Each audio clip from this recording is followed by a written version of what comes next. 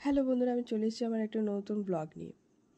সিকিমে এই বাবা মন্দির গল্প আপনারা অনেকেই জানেন।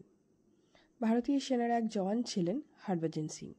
তাকে ঘিরেই রয়েছে অনেক রহস্যময় গল্প, যাকে ঘিরে তৈরি হয়েছে এই হরভজন সিংয়ের মন্দির, ওরফে বাবা মন্দির।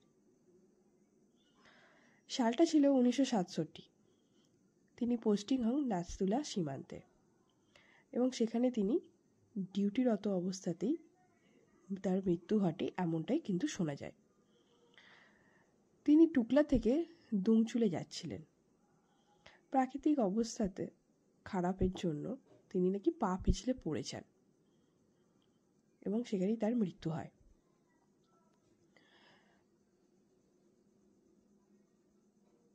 তিনি জীবিত না থাকলেও তার আত্মা নাকি সদা সর্বদা ডিউটিরত অবস্থাতেই কাজ করে যাচ্ছেন, এমনটাই কিন্তু শোনা যায়।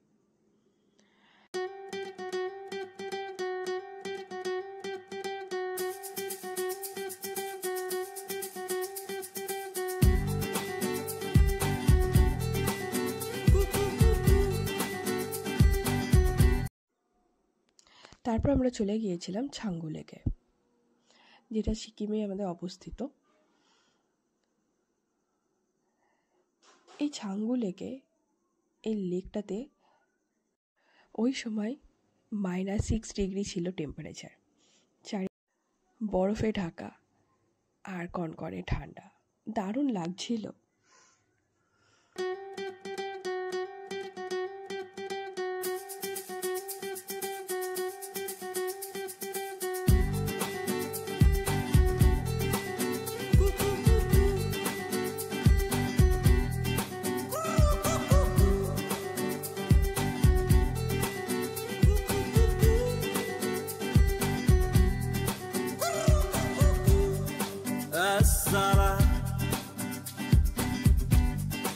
अभी अभी